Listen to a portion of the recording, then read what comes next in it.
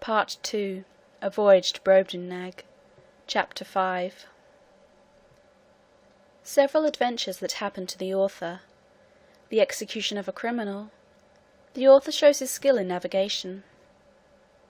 I should have lived happily enough in that country, if my littleness had not exposed me to several ridiculous and troublesome accidents, some of which I shall venture to relate. Glumdalclitch often carried me into the gardens of the court in my smaller box, and would sometimes take me out of it and hold me in her hand, or set me down to walk.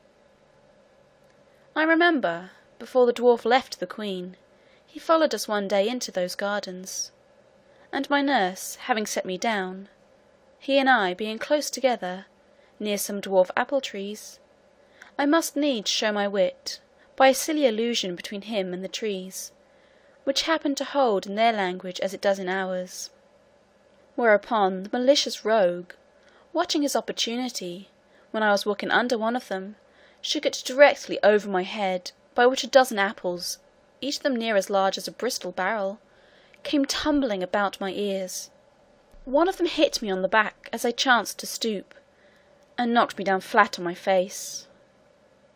But I received no other hurt, and the dwarf was pardoned at my desire, because I had given the provocation. Another day Glumdalclitch left me on a smooth grass plot to divert myself, while she walked at some distance with her governess. In the meantime there suddenly fell such a violent shower of hail that I was immediately by the force of it struck to the ground, and when I was down the hailstones gave me such cruel bangs all over the body, as if I had been pelted with tennis balls. However, I made a shift to creep on all fours, and shelter myself by lying flat on my face on the lee side of a border of lemon thyme, but so bruised from head to foot that I could not go abroad in 10 days. Neither is this at all to be wondered at, because nature, in that country, observing the same proportion through all her operations, a hailstone is near 1800 times as large as one in Europe, which I can assert upon experience, having been so curious as to weigh and measure them. But a more dangerous accident happened to me in the same garden, when my little nurse, believing she had put me in a secure place, which I often entreated her to do that I might enjoy my own thoughts, and having left my box at home, to avoid the trouble of carrying it, went to another part of the garden with her governess and some ladies of her acquaintance. While she was absent and out of hearing, a small white spaniel that belonged to one of the chief gardeners, having got by accident into the garden, happened to range near the place where I lay. The dog, following the scent, came directly up, and taking me in his mouth ran straight to his master, wagging his tail, and set me gently on the ground. By good fortune he had been so well taught that I was carried between his teeth without the least hurt, or even tearing my clothes. But the poor gardener, who knew me well, and had a great kindness for me, was in a terrible fright. He gently took me up in both hands, and asked me how I did. But I was so amazed and out of breath that I could not speak a word. In a few minutes I came to myself, and he carried me safe to my little nurse, who by this time had returned to the place where she left me, and was in cruel agonies when I did not appear, nor answer when she called.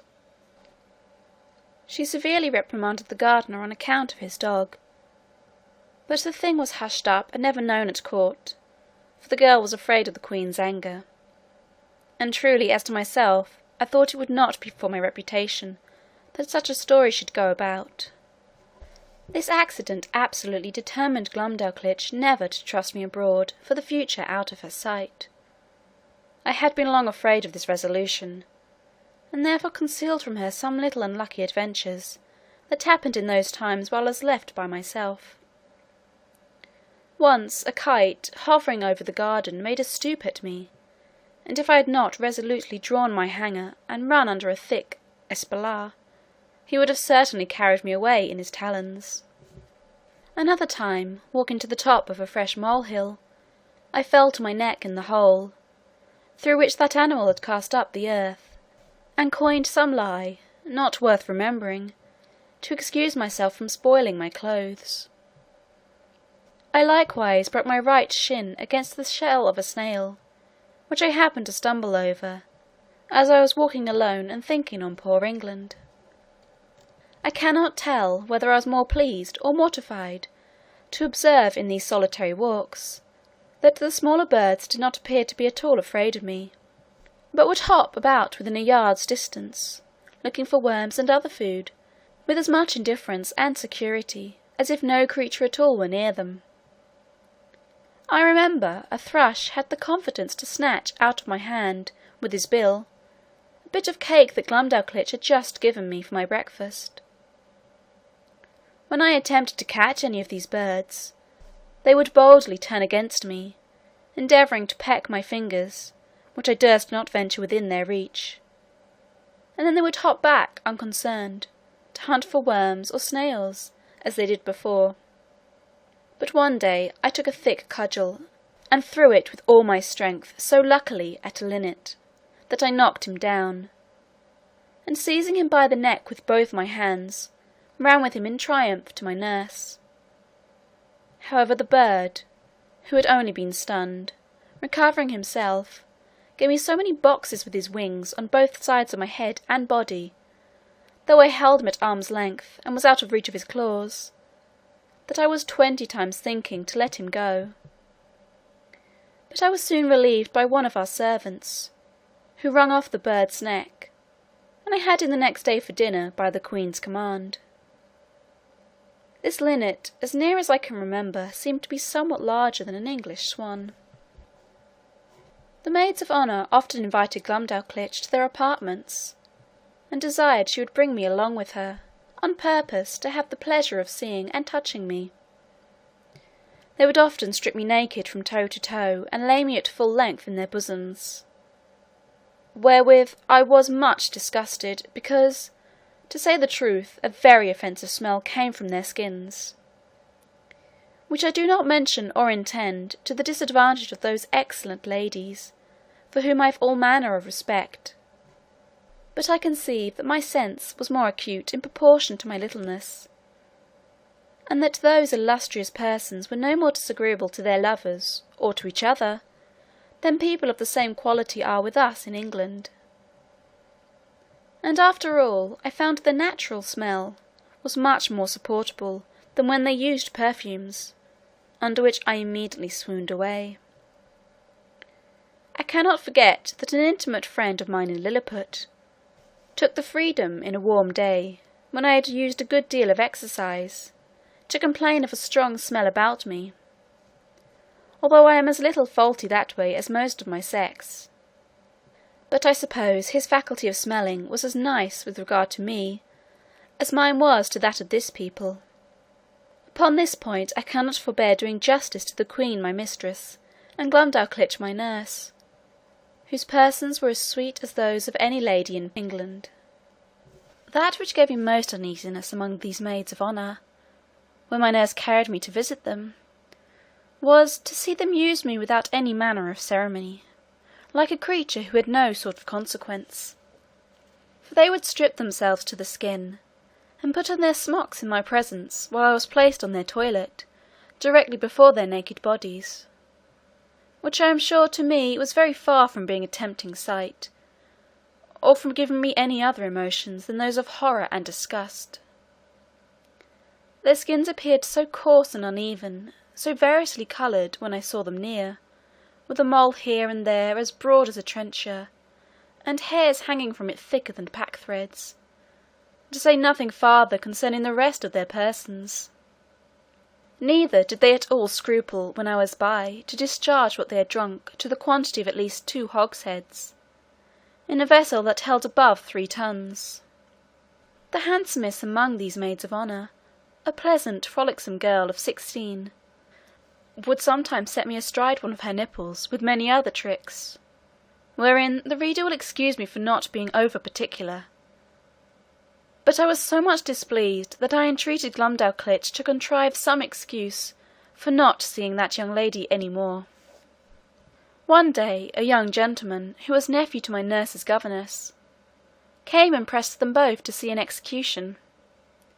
It was of a man who had murdered one of that gentleman's intimate acquaintance. Glumdalclitch was prevailed on to be one of the company, very much against her inclination, for she was naturally tender-hearted. And, as for myself, although I abhorred such kind of spectacles, yet my curiosity tempted me to see something that I thought must be extraordinary. The malefactor was fixed in a chair upon a scaffold, erected for that purpose, and his head was cut off at one blow, with a sword of about 40 feet long. The veins and arteries spouted up with such a prodigious quantity of blood, and so high in the air, that the great jet d'eau at Versailles was not equal to it for the time it lasted. And the head, when it fell on the scaffold floor, gave such a bounce as made me start, although I was at least half an English mile distant. The Queen, who often used to hear me talk of my sea voyages, and took all occasions to divert me when I was melancholy, asked me whether I understood how to handle a sail or an oar, and whether a little exercise or rowing might not be convenient for my health. I answered that I understood both very well. For although my proper employment had been to be a surgeon or a doctor to the ship, yet often upon a pinch I was forced to work like a common mariner.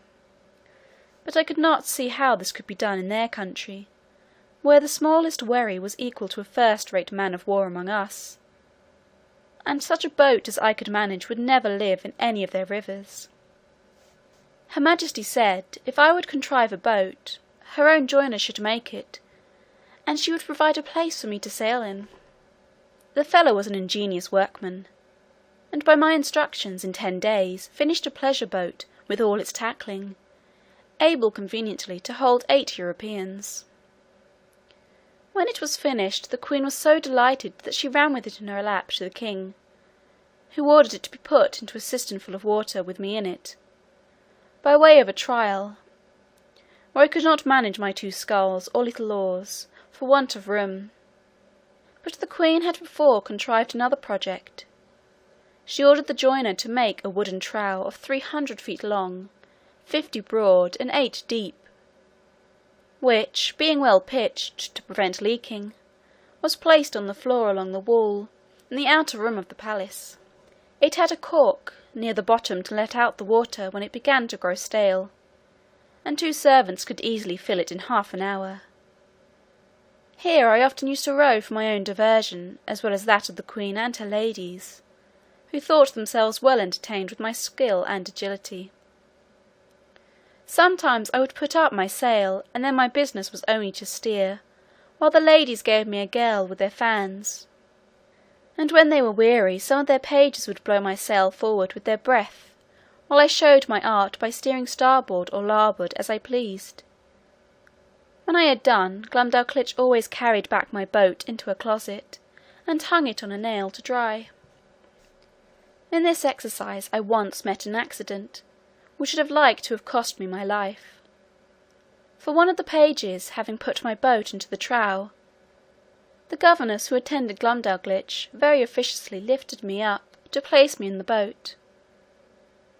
But I happened to slip through her fingers, and should have infallibly have fallen down 40 feet upon the floor, if, by the luckiest chance in the world, I had not been stopped by a corking pin that stopped in the good woman's stomacher, the head of the pin passing between my shirt and the waistband of my breeches, and thus I was held by the middle in the air, till Glumdalclitch ran to my relief. Another time, one of the servants, whose office it was to fill my trough every 3rd day with fresh water, was so careless as to let a huge frog, not perceiving it, slip out of his pail. The frog lay concealed till I was put into my boat, and then, sensing a resting place, climbed up, and made it lean so much on one side that I was forced to balance it with all my weight on the other, to prevent overturning.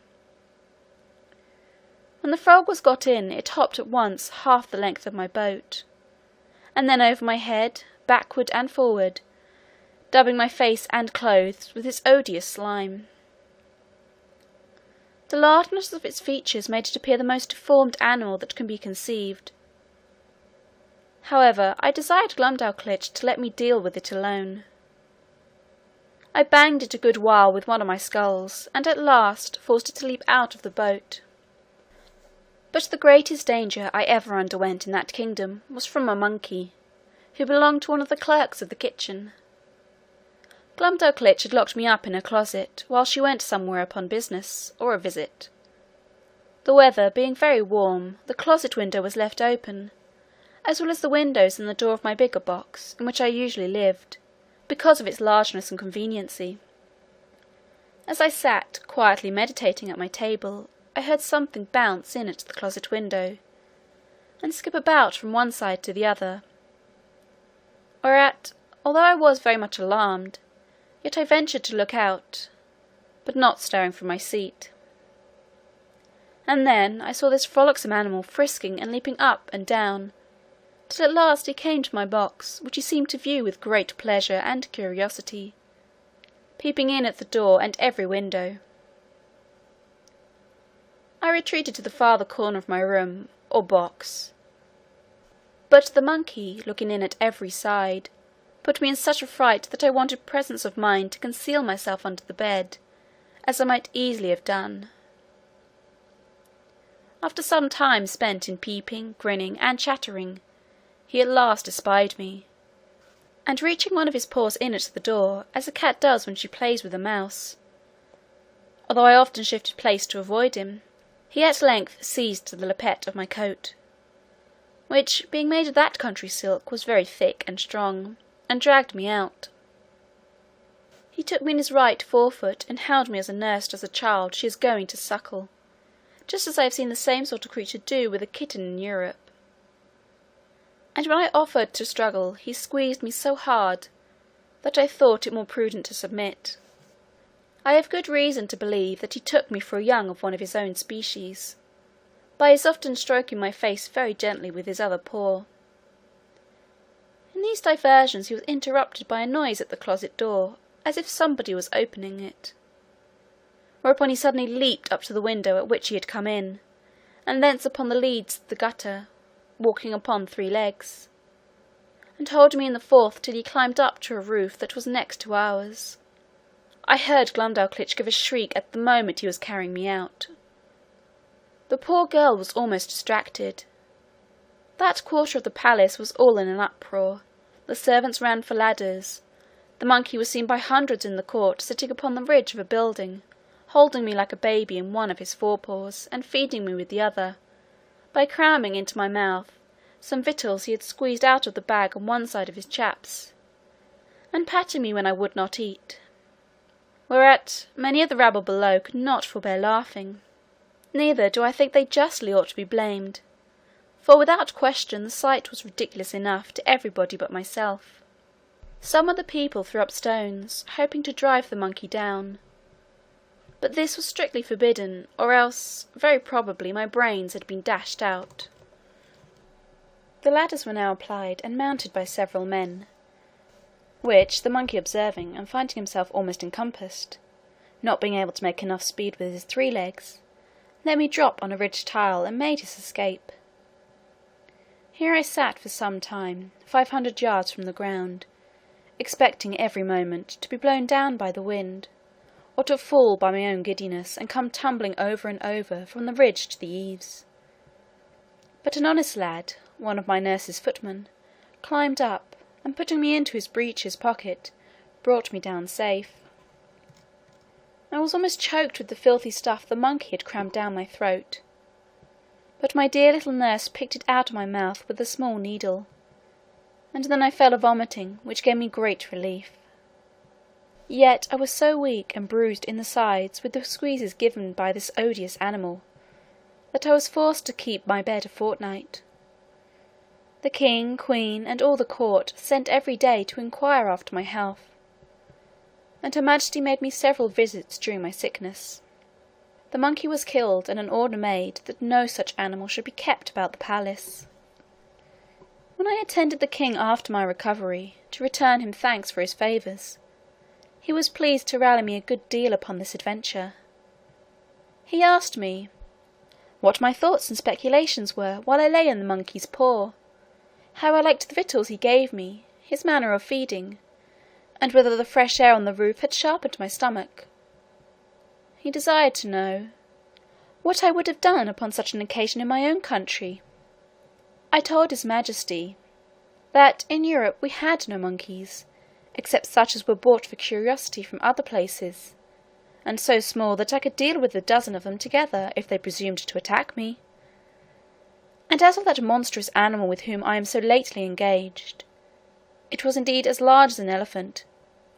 If my fears had suffered me to think so far as to make use of my hanger, looking fiercely and clapping my hand on the hilt as I spoke, when he poked his paw into my chamber, perhaps I should have given him such a wound as would have made him glad to withdraw it with more haste than he put it in. This I delivered in a firm tone, like a person who was jealous lest his courage should be called in question. However, my speech produced nothing else beside a loud laughter, which all the respect due to his majesty from those about him could not make them contain. This made me reflect how vain an attempt it is for a man to endeavour to himself honour among those who are out of all degree of equality or comparison with him. And yet I have seen the moral of my behaviour very frequent in England since my return, where a little contemptible varlet, without the least title to birth, person, wit, or common sense, shall presume to look with importance, and put himself upon a foot with the greatest persons of the kingdom. I was every day furnishing the court with some ridiculous story, and Glumdalclitch, although she loved me to excess, yet was arch enough to inform the queen whenever I committed any folly that she thought would be diverting to her majesty. The girl, who had been out of order, was carried by her governess to take the air about an hour's distance, or 30 miles from town. They alighted out of the coach near a small footpath in a field, and Glumdalclitch setting down my travelling box, I went out of it to walk. There was a cow dung in the path, and I must needs try my activity by attempting to leap over it. I took a run, but unfortunately jumped short, and found myself just in the middle up to my knees. I waded through with some difficulty, and one of the footmen wiped me as clean as he could with his handkerchief, for I was filthy bemured, and my nurse confined me to my box till we returned home, where the queen was soon informed of what had passed, and the footman spread it about the court, so that all the mirth for some days was at my expense. End of Part 2, Chapter 5. Part 2, A Voyage to Brobdingnag, Chapter 6. Several contrivances of the author to please the king and queen. He shows his skill in music.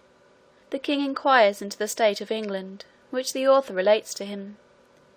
The king's observations thereon.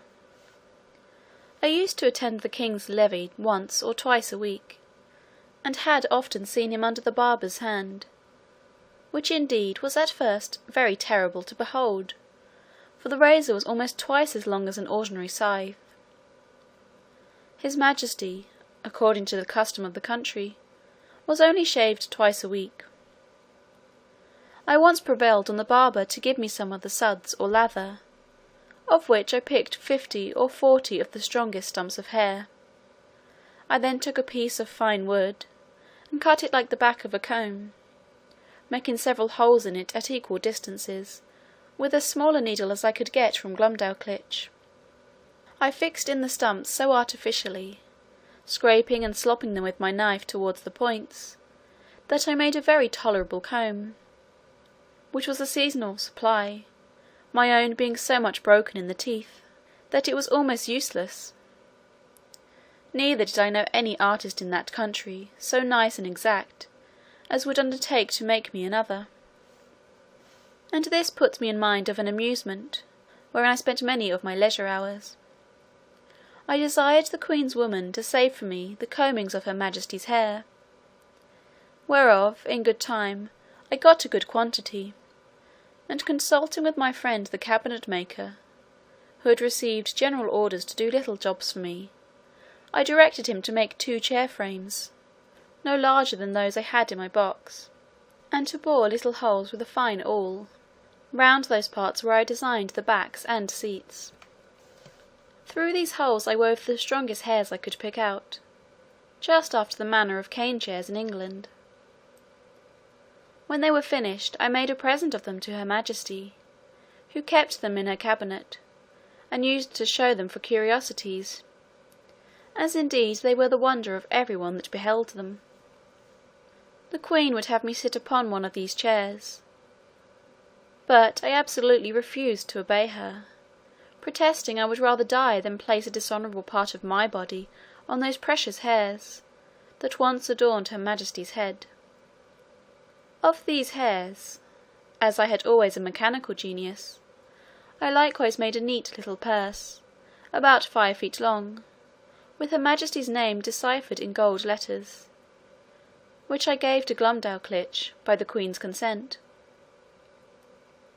To say the truth, it was more for show than use, being not of strength to bear the weight of the larger coins, and therefore she kept nothing in it but some little toys that girls are fond of. The king, who delighted in music, had frequent concerts at court, at which I was sometimes carried, and set in my box on a table to hear them, but the noise was so great that I could hardly distinguish the tunes.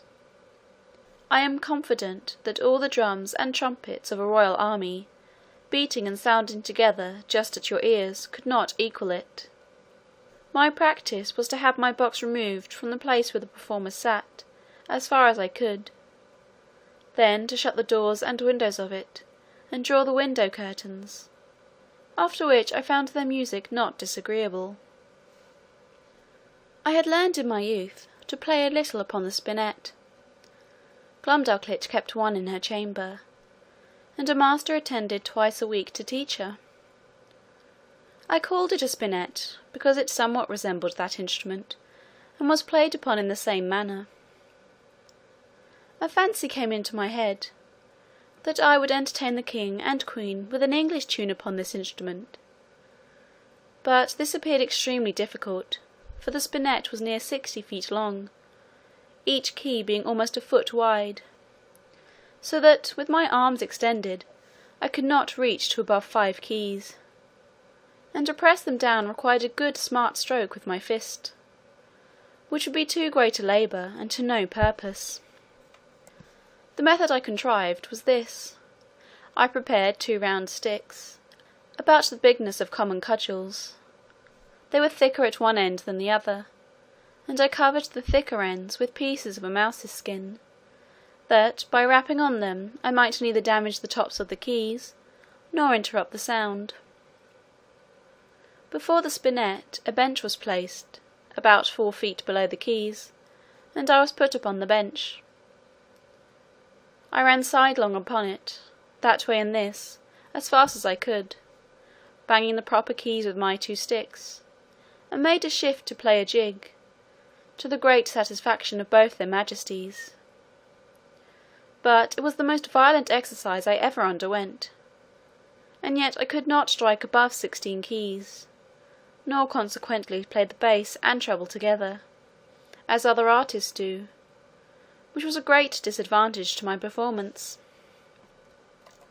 The king, who, as I before observed, was a prince of excellent understanding, would frequently order that I should be brought in my box, and set upon the table in his closet.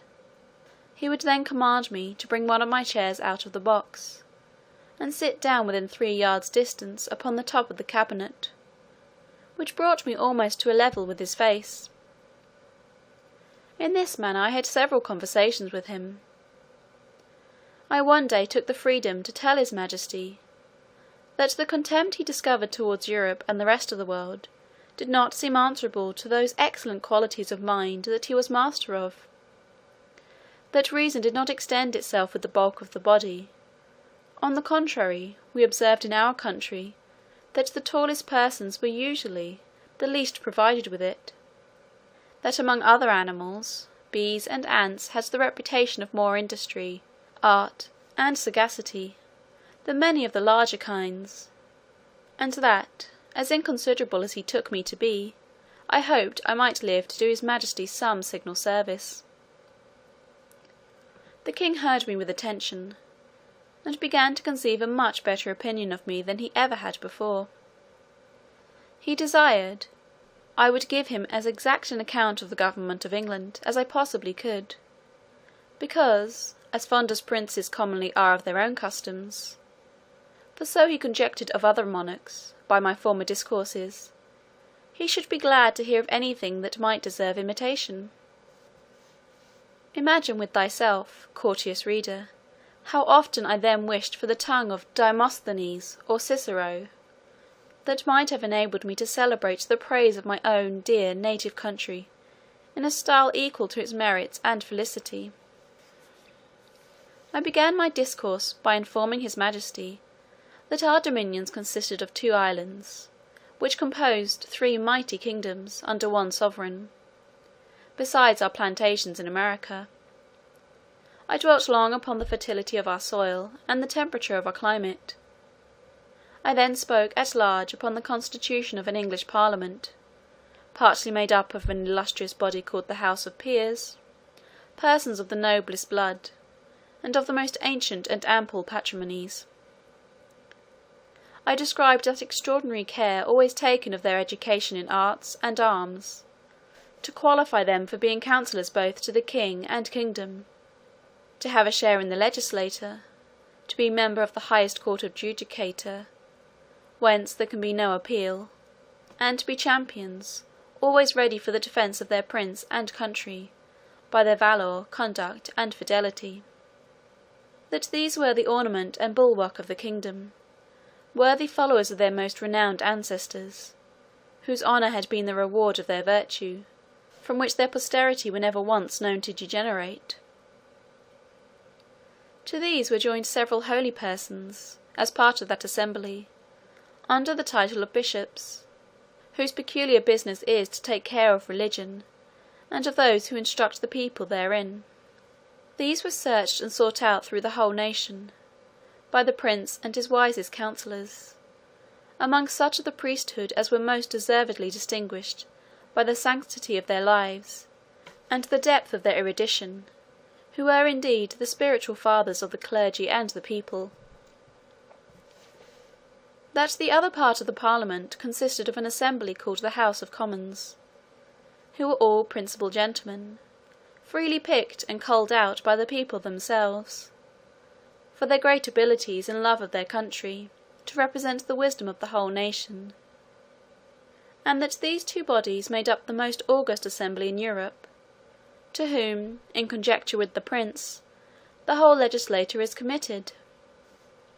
I then descended to the courts of justice, over which the judges, those venerable sages and interpreters of the law, presided, for determining the disputed rights and properties of men, as well as for the punishment of vice and protection of innocence. I mentioned the prudent management of our treasury, the valour and achievements of our forces, by sea and land. I computed the number of our people, by reckoning how many millions there might be of each religious sect, or political party among us. I did not omit even our sports and pastimes, or any other particular which I thought might redound to the honour of my country. And I finished all with a brief historical account of affairs and events in England for about 100 years past. This conversation was not ended under 5 audiences, each of several hours, and the king heard the whole with great attention, frequently taking notes of what I spoke, as well as memorandums of what questions he intended to ask me. When I had put an end to these long discourses, his majesty, in a 6th audience, consulting his notes, proposed many doubts, queries, and objections upon every article. He asked, what methods were used to cultivate the minds and bodies of our young nobility, and in what kind of business they commonly spent the first and teachable parts of their lives? What course was taken to supply that assembly, when any noble family became extinct? What qualifications were necessary in those who are to be created new lords? Whether the humour of the prince, a sum of money to a court lady, or a design of strengthening a party opposite to the public interest, ever happened to be the motive in those advancements, what share of knowledge these lords had in the laws of their country, and how they came by it, so as to enable them to decide the properties of their fellow subjects in the last resort, whether they were always so free from avarice, partialities, or want, that a bribe or some other sinister view could have no place among them, whether those holy lords I spoke of were always promoted to that rank upon account of their knowledge of religious matters and the sanctity of their lives, had never been compliers with the times, while they were common priests, or slavish prostitute chaplains to some nobleman, whose opinions they continued servilely to follow after they were admitted into the assembly. He then desired to know what arts were practised in electing those whom I called commoners, whether a stranger with a strong purse might not influence the vulgar voters to choose him before their own landlord, or the most considerable gentleman in the neighbourhood. How it came to pass that people were so violently bent upon getting into this assembly, which I allowed to be a great trouble and expense, often to the ruin of their families, without any salary or pension, because this appeared such an exalted strain of virtue and public spirit, that his Majesty seemed to doubt it might possibly not be always sincere, and he desired to know whether such zealous gentlemen could have any views of refunding themselves for the charge and trouble they were at by sacrificing the public good to the designs of a weak and vicious prince, in conjunction with a corrupted ministry. He multiplied his questions, and sifted me thoroughly upon every part of this head, proposing numberless inquiries and objections, which I think it is not prudent or convenient to repeat. Upon what I said in relation to our courts of justice, his Majesty desired to be satisfied in several points, and this I was better able to do, having been formerly almost ruined by a long suit in Chancery, which was decreed for me with costs. He asked, what time was usually spent in determining between right and wrong, and what degree of expense? Whether advocators and orators had liberty to plead in cases manifestly known to be unjust, vexatious, or oppressive? Whether party, in religion or politics, were observed to be any weight in the scale of justice? Whether those pleading orators were persons educated in the general knowledge of equity, or only in provincial, national, and other local customs? Whether they, or their judges, had any part in penning those laws, which they assumed the liberty of interpreting, and glossing upon at their pleasure? Whether they had ever, at different times, pleaded for and against the same cause, and cited precedents to prove contrary opinions? Whether they were a rich or a poor corporation? Whether they received any pecuniary reward for pleading or delivering their opinions? And particularly, whether they were ever admitted as members in the lower senate? He fell next upon the management of our treasury, and said, he thought my memory had failed me, because I computed our taxes at about 5 or 6 million a year, and when I came to mention the issues, he found they sometimes amounted to more than double, for the notes he had taken were very particular in this point, because he hoped, as he told me, that the knowledge of our conduct might be useful to him, and he could not be deceived in his calculations.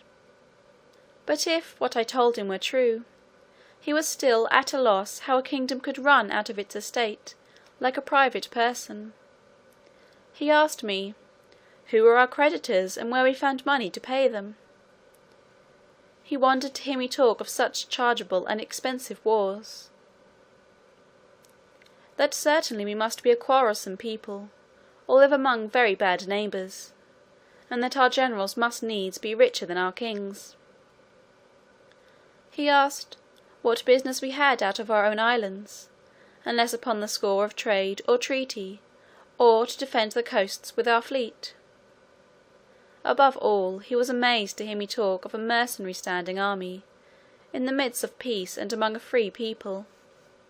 He said, If we were governed by our own consent in the persons of our representatives, he could not imagine of whom we were afraid, or against whom we were to fight, and would hear my opinion, whether a private man's house might not be better defended by himself, his children, and his family, than by 6 rascals, picked up at a venture in the streets for small wages, who might get 100 times more by cutting their throats. He laughed at my odd kind of arithmetic, as he was pleased to call it, in reckoning the numbers of our people, by a computation drawn from the several sects among us, in religion and politics. He said, he knew no reason why those, who entertain opinions prejudicial to the public, should be obliged to change, or should not be obliged to conceal them. And as it was tyranny in any government to require the first, so it was weakness not to enforce the second. For a man may be allowed to keep poisons in his closet, but not to vend them about for cordials. He observed, that among the divisions of our nobility and gentry, I had mentioned gaming. He desired to know at what age this entertainment was usually taken up, and when it was laid down, how much of their time it employed, whether it ever went so high as to affect their fortune, whether mean, vicious people, by their dexterity in that art, might not arrive at greater riches, and sometimes keep our very nobles in dependence, as well as habituate them to vile companions, wholly take them from the improvement of their minds, and force them, by the losses they received, to learn and practise that infamous dexterity upon others. He was perfectly astonished with the historical account given him of our affairs during the last century, protesting it was only a heap of conspiracies, rebellions, murders, massacres, revolutions, banishments, the very worst effects of avarice, fiction, hypocrisy, perfidiousness, cruelty, rage, madness, hatred, envy, lust, malice, and ambition could produce. His Majesty, in another audience, was at pains to recapitulate the sum of all I had spoken, compared the questions he had made with the answers I had given. Then, taking me into his hands, and stroking me gently, delivered himself in these words, which I shall never forget, nor the manner he spoke them in. My little friend Gilderig, you have made a most admirable panegyric upon your country. You have clearly proved that ignorance, idleness, and vice are the proper ingredients for qualifying a legislator, that laws are best explained, interpreted, and applied by those whose interest and abilities lie in perverting, confounding, and eluding them. I observe among you some lines of an institution, which, in its original, might have been tolerable, but these half erased, and the rest wholly blurred and blotted by corruptions. It does not appear, from all you have said, how any one perfection is required towards the procurement of any one station among you, much less that men are ennobled on account of their virtue, that priests are advanced for their piety or learning, soldiers for their conduct or valour, judges for their integrity, senators for the love of their country, or counsellors for their wisdom. As for yourself, continued the king, who have spent the greatest part of your life in travelling, I am well disposed to hope you may hitherto have escaped many vices of your country. But, by what I have gathered from your own relation, and the answers I have with much pains wrung and extorted from you, I cannot but conclude the bulk of your natives to be the most pernicious race of little odious vermin that nature ever suffered to crawl upon the surface of the earth. End of Part 2, Chapter 6. Part 2, A Voyage to Brobdingnag, Chapter 7. The author's love of his country. He makes a proposal of much advantage to the king, which is rejected.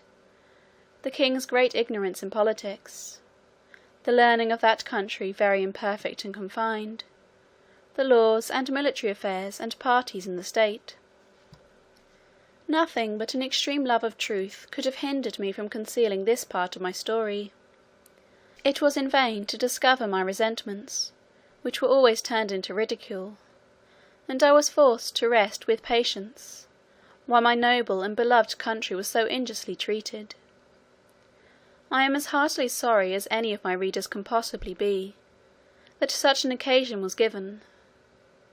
But this prince happened to be so curious and inquisitive upon every particular, that it could not consist either with gratitude or good manners, to refuse giving him what satisfaction I was able. Yet thus much I may be allowed to say in my own vindication, that I artfully eluded many of his questions, and gave to every point a more favourable turn, by many degrees, than the strictness of truth would allow. For I have always borne that laudable partiality to my own country, which Dionysius Halicarnassus, with so much justice, recommends to an historian. I would hide the frailties and deformities of my political mother, and place her virtues and beauties in the most advantageous light. This was my sincere endeavour in those many discourses I had with that monarch, although it unfortunately failed of success. But great allowances should be given to a king, who lives wholly secluded from the rest of the world, and must therefore be altogether unacquainted with the manners and customs that most prevail in other nations, the want of which knowledge will ever produce many prejudices, and a certain narrowness of thinking, for which we, and the politer countries of Europe, are wholly exempt.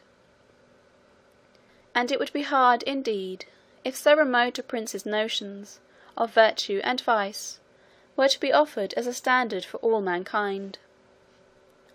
To confirm what I have now said, and further to show the miserable effects of a confined education, I shall here insert a passage, which will hardly obtain belief. In hopes to ingratiate myself further into his Majesty's favour, I told him of an invention, discovered between 300 and 400 years ago, to make a certain powder, into a heap of which the smallest spark of fire falling would kindle the whole in a moment, although it were as big as a mountain, and make it all fly up in the air together, with a noise and agitation greater than thunder. That a proper quantity of this powder, rammed into a hollow tube of brass or iron, according to its bigness, would drive a ball of iron or lead with such violence and speed, as nothing was able to sustain its force.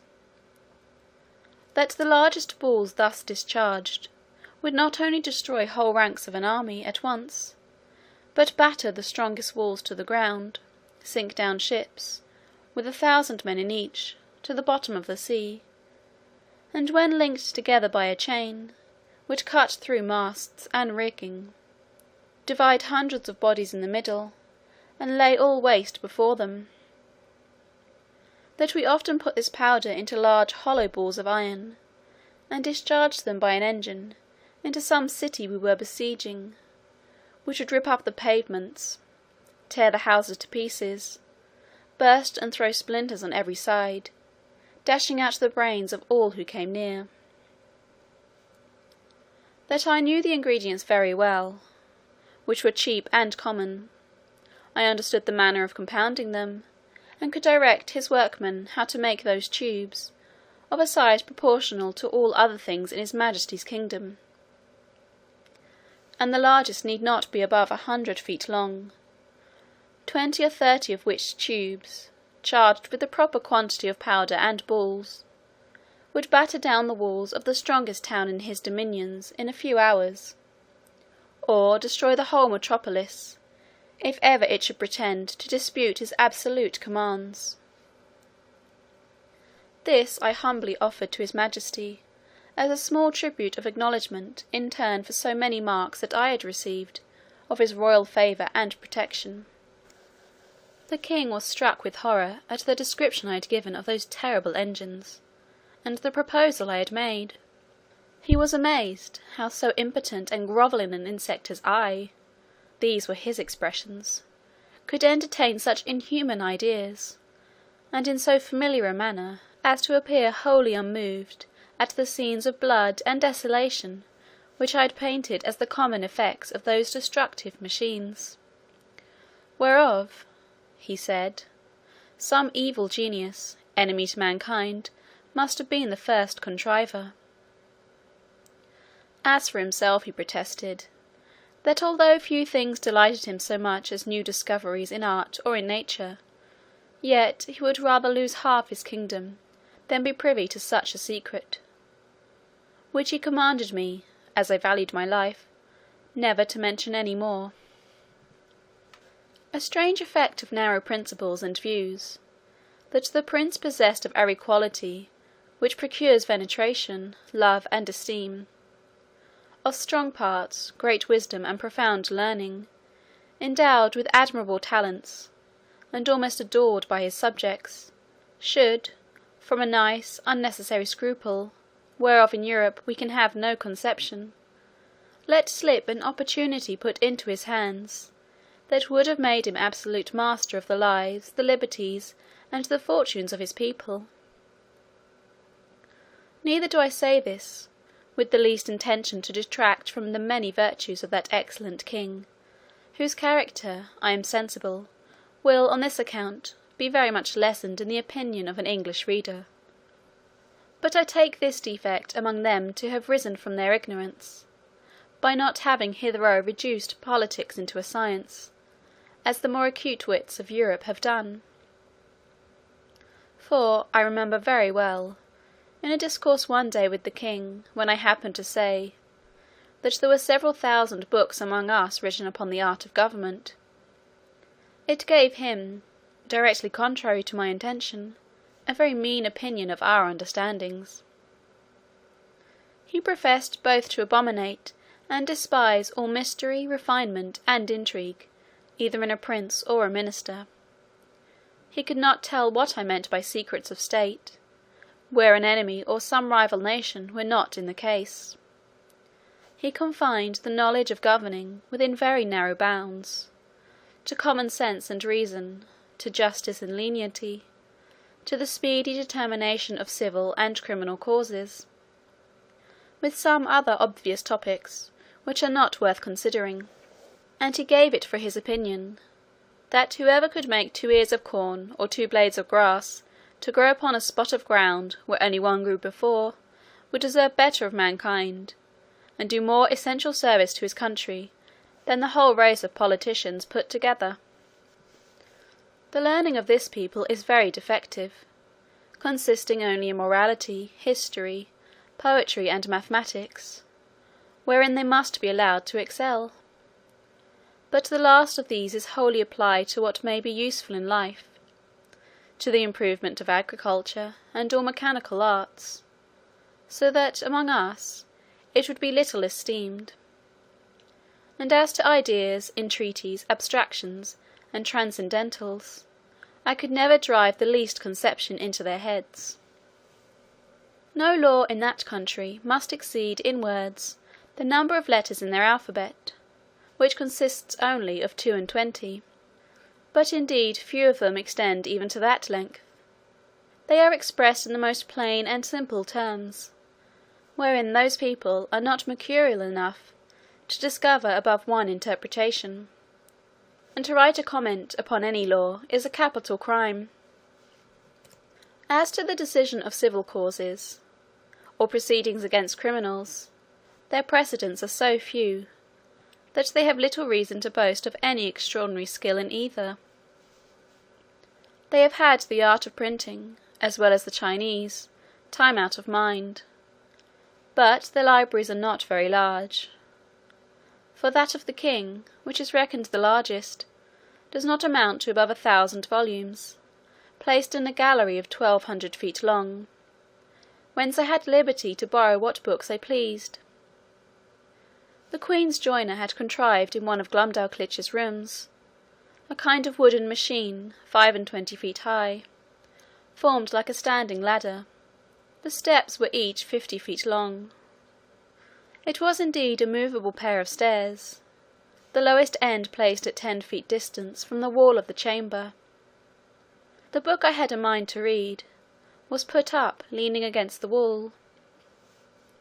I first mounted to the upper step of the ladder, and turning my face towards the book, began at the top of the page, and so, walking to the right and left about 8 or 10 paces, according to the length of the lines, till I had gotten a little below the level of mine eyes, and then ascended gradually till I came to the bottom, after which I mounted again, and began the other page in the same manner, and so turned over the leaf, which I could easily do with both my hands, for it was as thick and stiff as a pasteboard, and in the largest folios not above 18 or 20 feet long.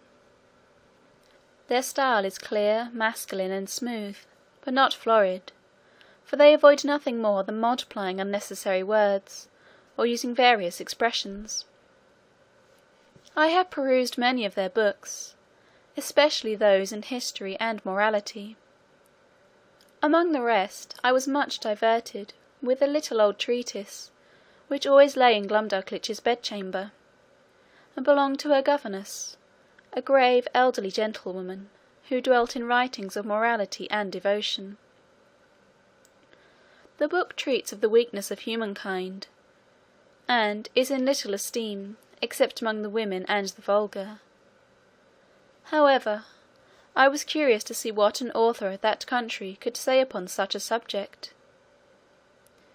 This writer went through all the usual topics of European moralists, showing how diminutive, contemptible, and helpless an animal was man in his own nature, how unable to defend himself from inclemencies of the air or the fury of wild beasts, how he was much excelled by one creature in strength, by another in speed, by a third in foresight, by a fourth in industry.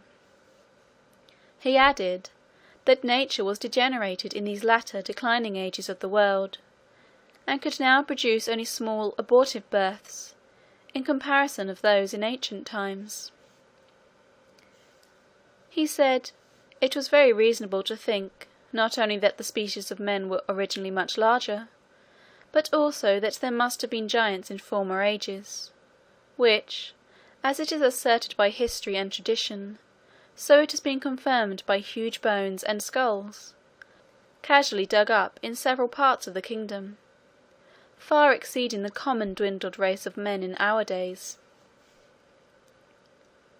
He argued that the very laws of nature absolutely required we should have been made, in the beginning, of a size more large and robust, not so liable to destruction from every little corner, or of a tile falling from a house, or a stone cast from the hand of a boy, or being drowned in a little brook. From this way of reasoning, the author drew several moral applications, useful in the conduct of life, but needless here to repeat. For my own part, I could not avoid reflecting how universally this talent was spread, of drawing lectures in morality, or indeed rather matter of discontent and repining, from the quarrels we raise with nature. And I believe, upon a strict inquiry, those quarrels might be shown as ill-grounded among us as they are among that people. As to their military affairs, they boast that the king's army consists of 176,000 foot, and 32,000 horse, if that may be called an army, which is made up of tradesmen in the several cities, and farmers in the country, whose commanders are only the nobility and gentry, without pay or reward. They are indeed perfect enough in their exercises, and under very good discipline, wherein I saw no great merit. For how should it be otherwise, where every farmer is under the command of his own landlord, and every citizen under that of the principal men in his own city, chosen after the manner of Venice by ballot? I have often seen the militia of Lilliput drawn out to exercise, in a great field near the city of 20 miles square. They were in all not above 25,000 foot, and 6,000 horse. But it was impossible for me to compute their number, considering the space of ground they took up. A cavalier, mounted on a large steed, might be about 90 feet high. I have seen this whole body of horse, upon a word of command, draw their swords at once, and brandish them in the air. Imagination can figure nothing so grand, so surprising, and so astonishing. It looked as if 10,000 flashes of lightning were darting at the same time from every quarter of the sky. I was curious to know how this prince, to whose dominions there is no access from any other country, came to think of armies, or to teach his people the practice of military discipline. But I was soon informed, both by conversation and reading their histories, for in the course of many ages they had been troubled with the same disease, to which the whole race of mankind is subject, the nobility often contending for power, the people for liberty, and the king for absolute dominion; all which, however happily tempered by the laws of that kingdom, have been sometimes violated by each of the three parties, and have more than once occasioned civil wars.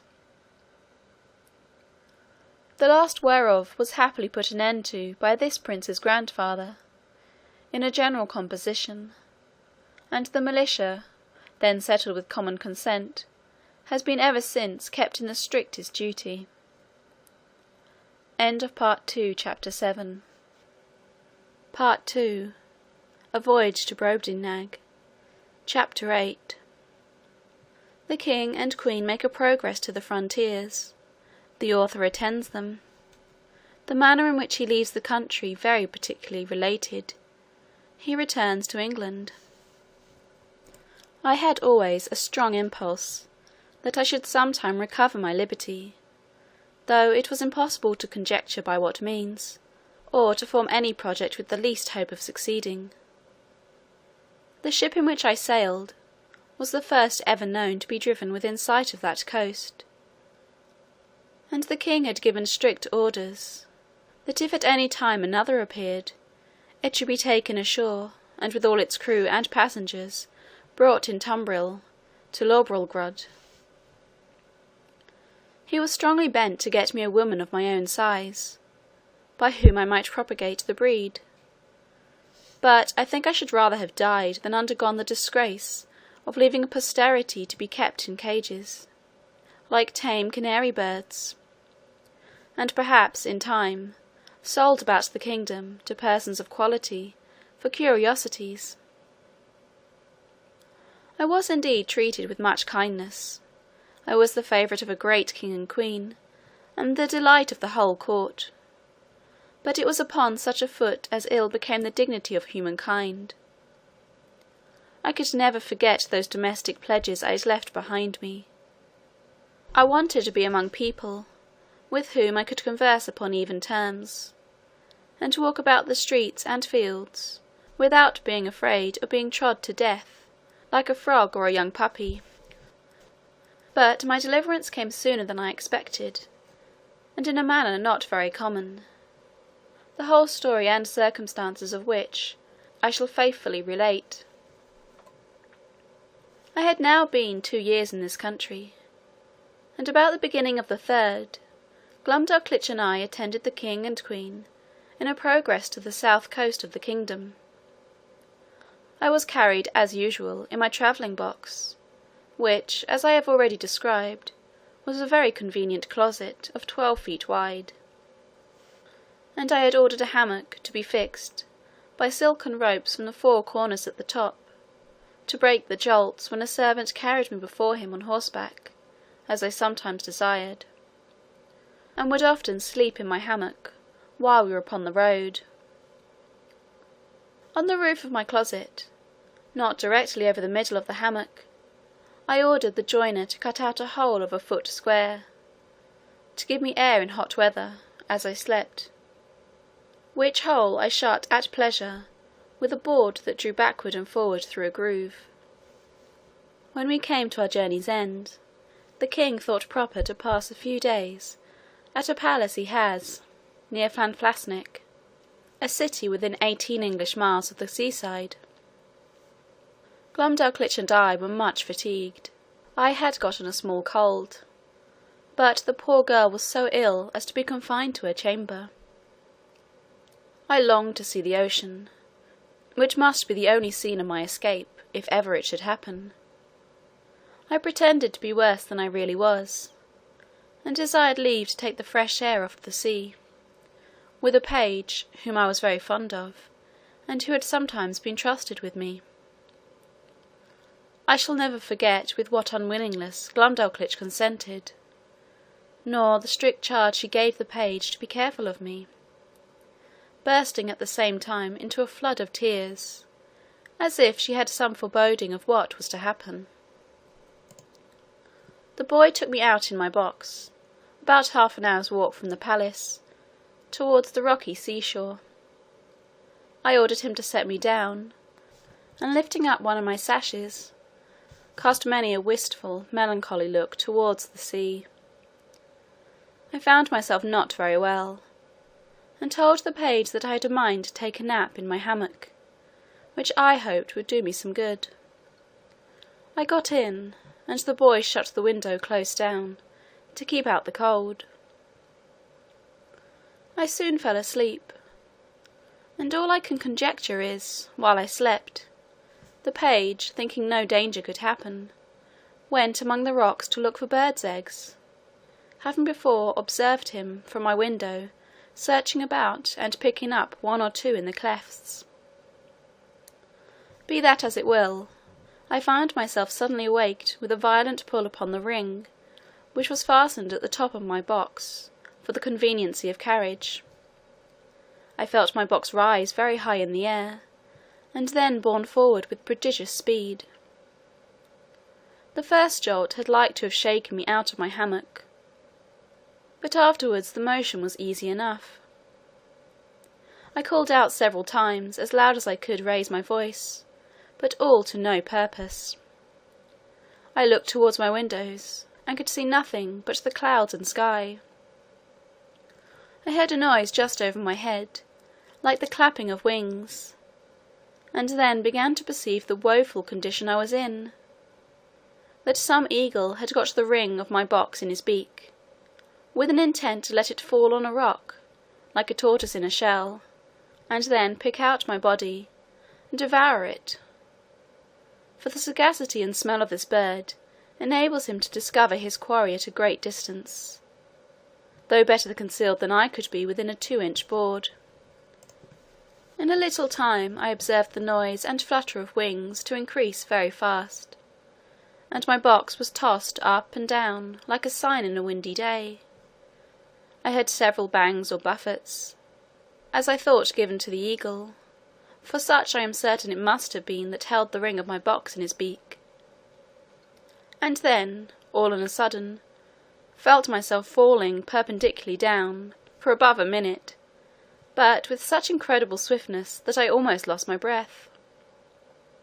My fall was stopped by a terrible squash, that sounded louder to my ears than the cataract of Niagara, after which I was quite in the dark for another minute, and then my box began to rise so high that I could see light from the tops of the windows. I now perceived I was fallen into the sea. My box being the weight of my body, the goods that were in it, and the broad plates of iron fixed for strength at the 4 corners of the top and the bottom, floated about 5 feet deep in water. I did then, and do now suppose, that the eagle which flew away with my box was pursued by 2 or 3 others, and forced to let me drop, while he defended himself against the rest, who hoped to share in the prey. The plates of iron fastened at the bottom of the box, for those were the strongest, preserved the balance while it fell, and hindered it from being broken on the surface of the water. Every joint of it was well grooved, and the door did not move on hinges, but up and down like a sash, which kept my closet so tight that very little water came in. I got with much difficulty out of my hammock, having first ventured to draw back the slip-board on the roof already mentioned, contrived on purpose to let air in, for want of which I found myself almost stifled. How often did I then wish myself with my dear Glumdalclitch, for whom 1 single hour had so far divided me! And I may say with truth, that in the midst of my own misfortunes I could not forbear lamenting my poor nurse, the grief she would suffer for my loss, the displeasure of the queen, and the ruin of her fortune. Perhaps many travellers have not been under greater difficulties and distress than I was at this juncture, expecting every moment to see my box dashed to pieces, or at least overset by the first violent blast or rising wave. A breach in one single pane of glass would have been immediate death, nor could anything have preserved the windows, but the strong lattice wires placed on the outside against accidents in travelling. I saw the water ooze in at several crannies, although the leaks were not considerable, and I endeavoured to stop them as well as I could.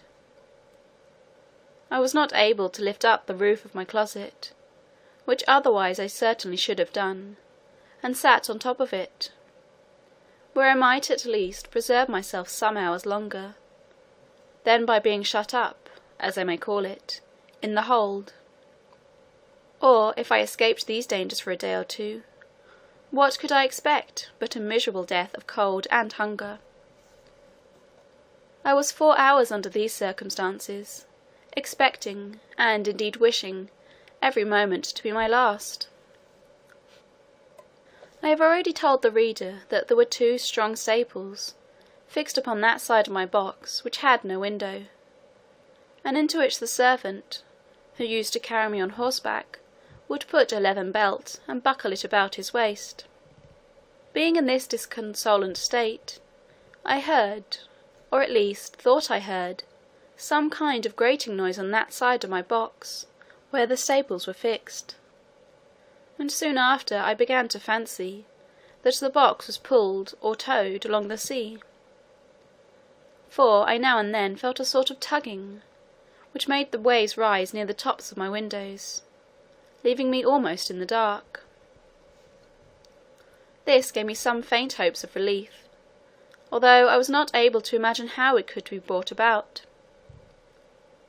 I ventured to unscrew one of my chairs, which were always fastened to the floor, and having made a hard shift to screw it down again, directly under the slipping board that I had lately opened, I mounted on the chair, and putting my mouth as near as I could to the hole, I cried for help in a loud voice, and in all the languages I understood.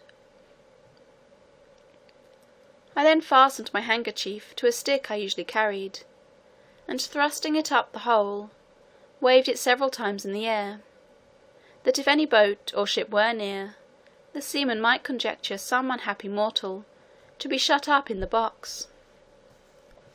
I found no effect from all I could do, but plainly perceived my closet to be moved along, and in the space of an hour or better, that side of the box, where the staples were, and had no windows, struck against something that was hard.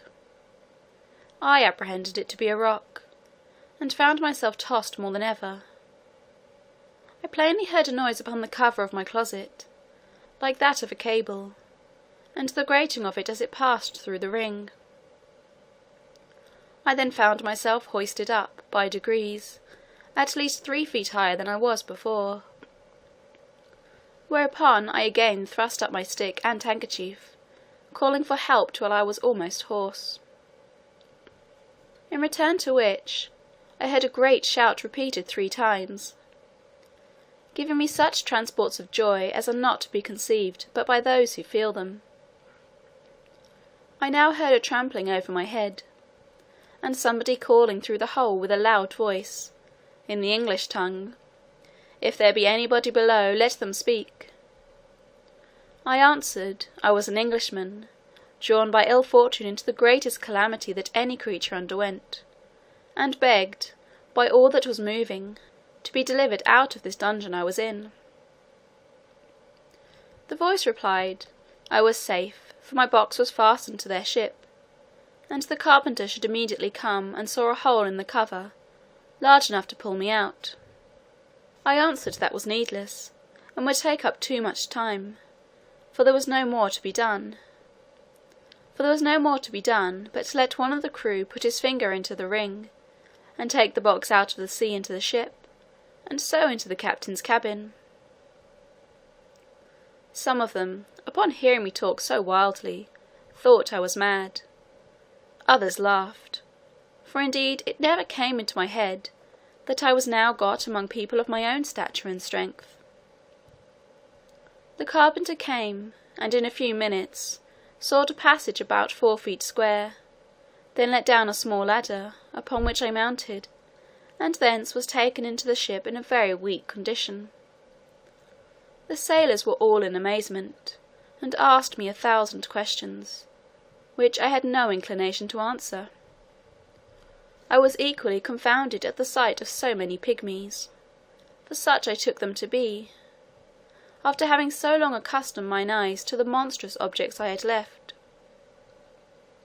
But the captain, Mr. Thomas Wilcox, an honest worthy Shropshireman, observing I was ready to faint, took me into his cabin, gave me a cordial to comfort me, and made me turn in upon his own bed, advising me to take a little rest, of which I had great need.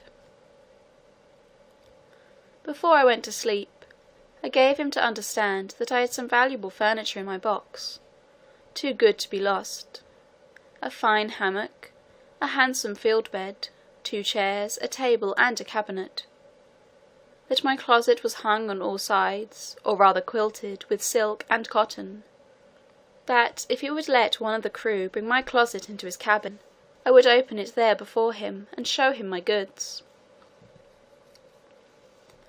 The captain, hearing me utter these absurdities, concluded I was raving.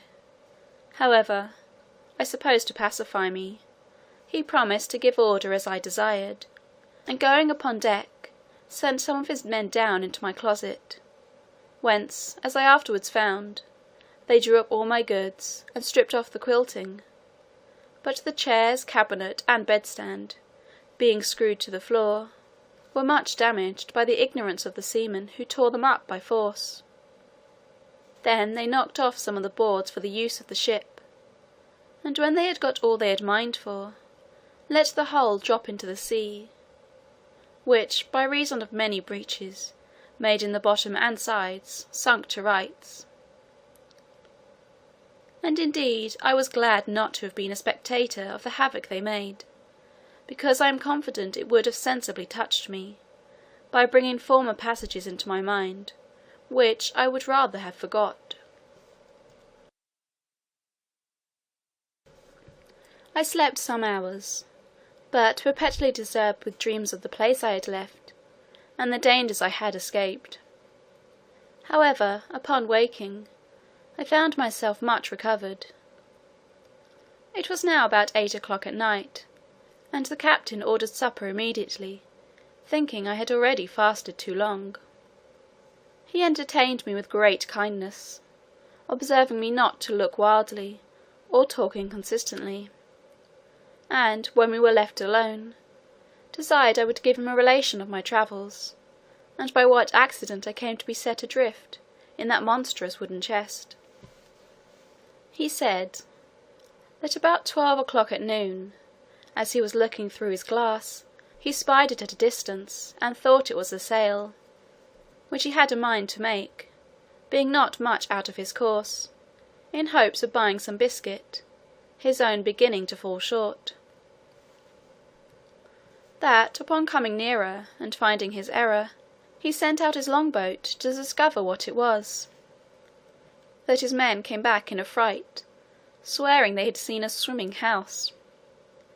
That he laughed at their folly, and went himself in the boat, ordering his men to take a strong cable along with them. That the weather being calm, he rowed round me several times, observing my windows and wire lattices that defended them. That he discovered 2 staples upon one side, which was of all boards, without any passage for light. He then commanded his men to row up to that side, and fastening a cable to one of the staples, ordered them to tow my chest, as they called it, towards the ship.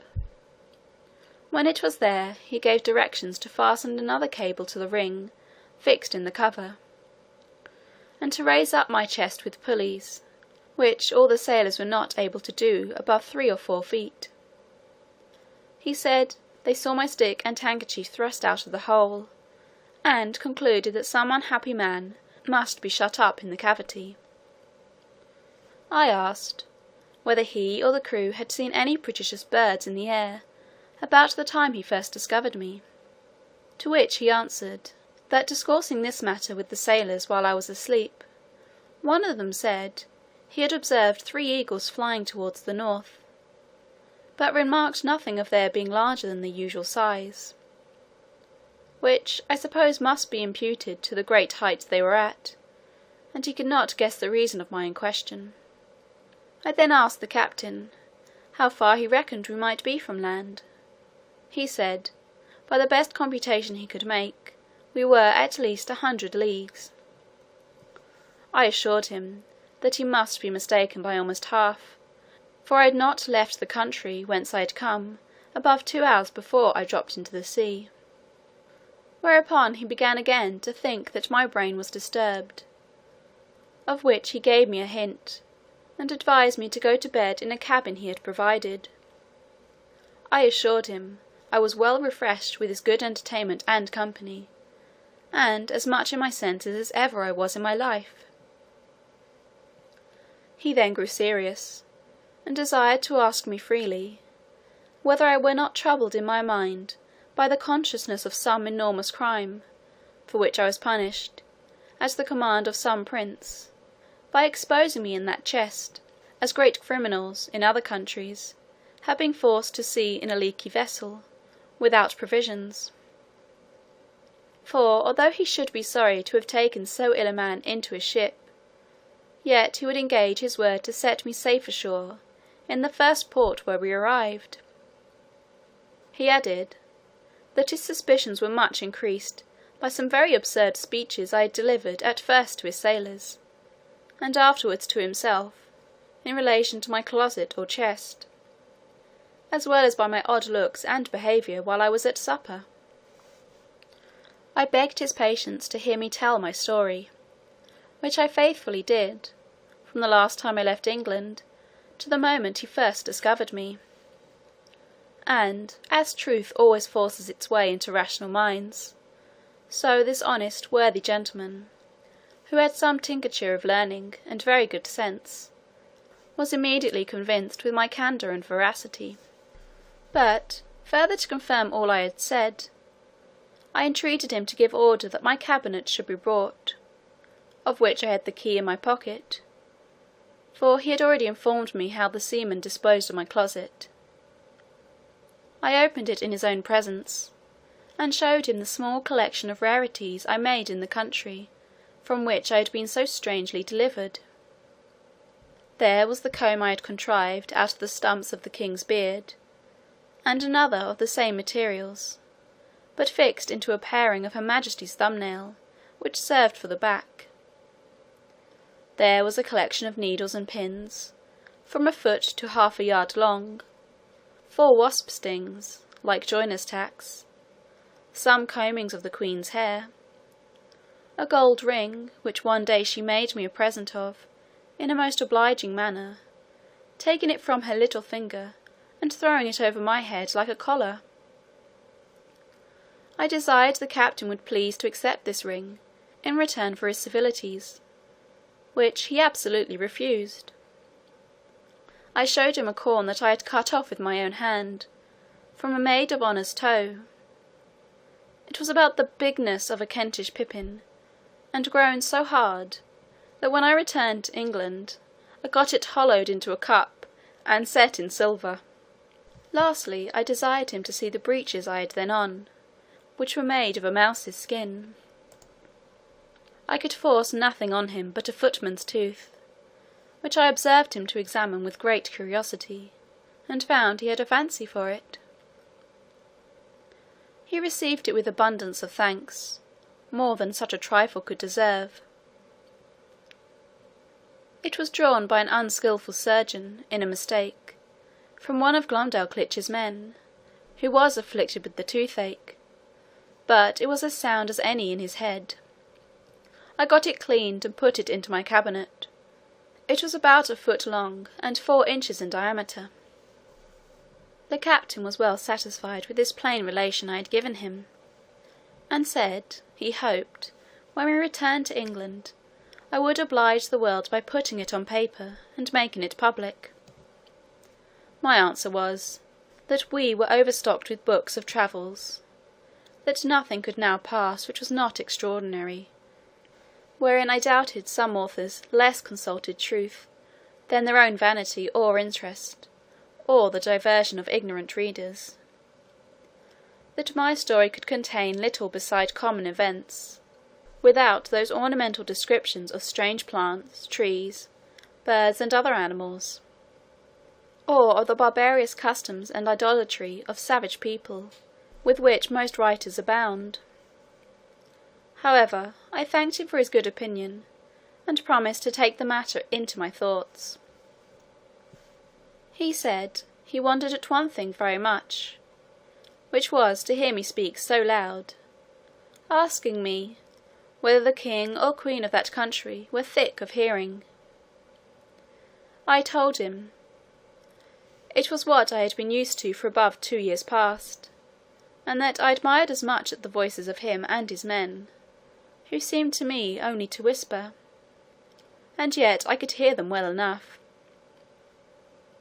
But when I spoke in that country, it was like a man talking in the streets to another looking out from the top of a steeple, unless when I was placed on a table, or held in any person's hand. I told him, I had likewise observed another thing, that when I first got into the ship, and the sailors all stood about me, I thought they were the most little contemptible creatures I had ever beheld. For indeed, while I was in that prince's country, I could never endure to look in a glass, after mine eyes had become accustomed to such prodigious objects, because the comparison gave me so despicable a conceit of myself. The captain said, that while we were at supper, he observed me to look at everything with a sort of wonder, and that I often seemed hardly able to contain my laughter, which he knew not well how to take, but imputed it to some disorder in my brain. I answered, it was very true, and I wondered how I could forbear, when I saw his dishes, of the size of a silver 3d, a leg of pork hardly a mouthful, a cup not so big as a nutshell, and so I went on, describing the rest of his household stuff and provisions after the same manner. For although the queen had ordered a little equipage of all things necessary for me, while I was in her service, yet my ideas were wholly taken up with what I saw on every side of me, and I winked at my own littleness, as people do at their own faults. The captain understood my raillery very well, and merrily replied with the old English proverb, that he doubted mine eyes were bigger than my belly, for he did not observe my stomach so good, although I had fasted all day; and continuing in his mirth, protested he would have gladly given £100 to have seen my closet in the Eagle's Bill, and afterwards in its fall from so great a height into the sea, which would certainly have been a most astonishing object, worthy to have the description of it transmitted to future ages. And the comparison of Phaeton was so obvious, that he could not forbear applying it, although I did not much admire the conceit. The captain, having been at Tonquin, was, in his return to England, driven north eastward to the latitude of 44 degrees, and longitude of 143.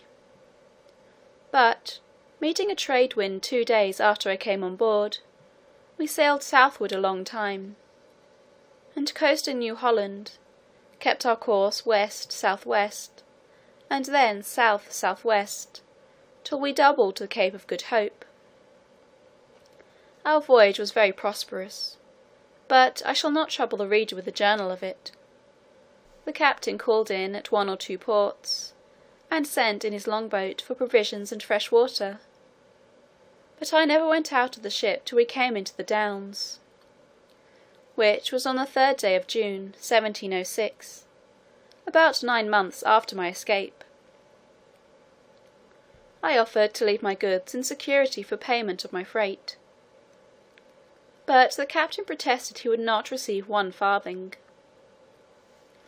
We took a kind of leave of each other, and I made him promise he would come to see me at my house in Redriff. I hired a horse and guide for 5 shillings, which I borrowed of the captain. As I was on the road, observing the littleness of the houses, the trees, the cattle, and the people, I began to think myself in Lilliput. I was afraid of trampling on every traveller I met, and often called aloud to have them stand out of the way, so that I had like to have gotten 1 or 2 broken heads for my impertinence. When I came to my house, for which I was forced to inquire, one of the servants opening the door, I bent down to go in, like a goose under a gate, for fear of striking my head. My wife ran out to embrace me, but I stooped lower than her knees, thinking she could otherwise never be able to reach my mouth. My daughter kneeled to ask my blessing, but I could not see her till she arose, having been so long used to stand with my head and my eyes erect to above 60 feet, and then I went to take her up with one hand by the waist. I looked down upon the servants, and 1 or 2 friends who were in the house, as if they had been pygmies and I a giant. I told my wife she had been too thrifty, for I found she had starved herself and her daughter to nothing. In short, I behaved myself so unaccountably, that they were all of the captain's opinion when he first saw me, and concluded I had lost my wits. This I mention as an instance of the great power of habit and prejudice. In a little time, I and my family and friends came to a right understanding, but my wife protested I should never go to sea any more, although my evil destiny so ordered that she had not power to hinder me, as the reader may know hereafter. In the meantime, I here conclude the second part of my unfortunate voyages. End of Part II, Chapter 8.